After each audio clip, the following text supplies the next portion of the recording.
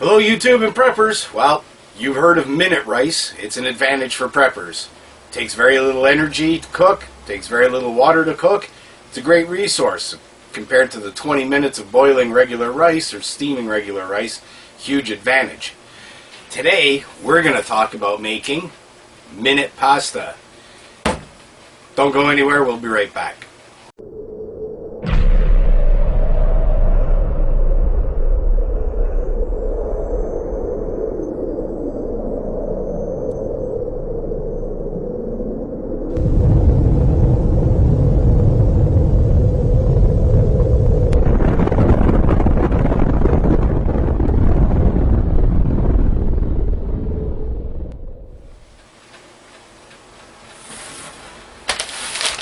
Alright, one of the specials this week at the supermarket, you know me, I'm all about getting those specials, was pasta.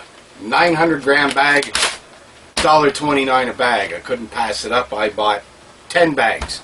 And we're going to show you today how to cook this, dehydrate this, and store this so that it's a quick cooking pasta instead of taking up all that water and all that energy to cook it up. We'll do that now while we have that resource, and we'll save this for when we don't have the resources and we need to economize on our fuel and our water usage. Cooking pasta, pretty easy. Pot of boiling salted water. Big pot. This stuff's already boiling. We're going to rip open our package. Like that. We got a 900 gram bag here, so a 2-pound bag of pasta. Into the water it goes, the whole thing, one shot, all done with. Give it a quick stir, grab a spoon. Cook it like you would normally cook pasta. You got to get in there when you first dump it in, otherwise it'll all stick together. There is no oil in this water. A lot of people put a tablespoon of oil in there to keep the pasta from sticking together. Oil is the enemy of food preservation. Don't put the oil in there. Don't be lazy. Stand here and stir it for a while. Anyway, this is just getting into the water now. We'll be back when it's all cooked because you really don't want to see me stand here cooking pasta for 7 or 8 minutes. Alright, so once the pasta is all cooked up, we can take the whole thing. I use the double boiler setup, so it's very easy. Put it in the sink. Run it under cold water for a while. You want to not so much rinse the pasta, but what we're looking to do here is stop the cooking process. And run it under cold water for a few minutes until you can get your hands right in there without burning them, and make sure that everything's nice and cool.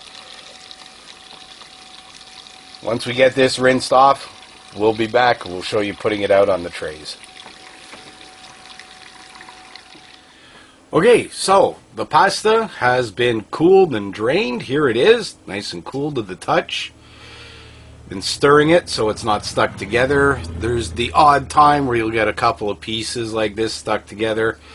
That's no big deal so long as there aren't huge clumps, which there are none here. We got our dehydrator trays out and ready to go. Let's grab a measuring cup. Should have a 1 cup measuring cup here somewhere. Here it is. So we'll take a 1 cup measuring cup, scoop in, lay it out. It's got a couple of cups per tray here. If you have a 9 tray Excalibur like I do, you should have no problems getting an entire package of pasta, a 2-pound pack, the 900 grammer, into the dehydrator. We'll just spread it around. Don't worry too much about everything being exactly single layer. Just make it as even as you can. Spread everything around. Just like that. And this tray is ready to go into the dehydrator. Well, we got 8 more trays to set up, so I'll be back once that's gotten going. Alright, here we go. It's all loaded into the dehydrator, and as predicted, it fit. I actually only needed 7 out of the 9 trays, so if you have a 9 tray Excalibur, or even bigger than that, you should have no problem with that 2-pound, 900 gram package of cooked pasta going into the dehydrator. We're going to slide these trays all the way in. We're going to set this dehydrator for 135 degrees, and about 6 hours we should be ready to see what we got.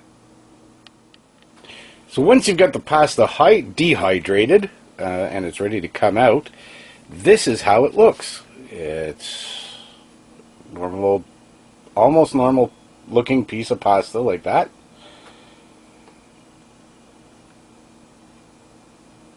Ready to go. Alright, well, it's time to test this stuff out. I figured what better way to do it than on the good old camp stove, which is what we'll be using when the power grid goes down anyways. So we have in the pot, we have a cup of water that's just coming up to a boil now.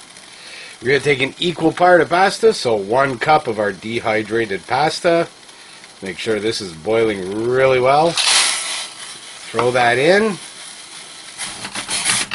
Keep it up to a boil. Bring it back up to a boil. Alright, put our lid on. Let's turn our stove off. We'll be back in a few minutes. I'll let you know exactly how long this took to rehydrate. Alright folks, so it's been right around the 10-minute mark. There's still a little bit of water in the bottom of this that hasn't been absorbed, but the pasta is pretty much done. I mean, this is, there it is. It's just like it got boiled fresh out of the package. Yeah, I mean, obviously unflavored pasta like this doesn't have much taste to it, so I can't tell you that it tastes any different, but the consistency is there, the texture is there, and I gotta say, I used about 2 minutes of fuel to get a cup of water boiling in this pot on the camp stove, so huge savings. Instead of boiling up a big pot of water and cooking this down, you're going to be running 15 minutes at least to cook up a little pot of pasta on full heat, or pretty much close to it. This, 2 to 3, maybe 3 minutes even, but whatever it is, a lot less fuel used and a lot less water used this way. The two things that we're going to want to save when shit hits the fan, the grid is down, there's no water supply, electricity is out, you can't use your stove or natural gas if you have a gas stove, whatever.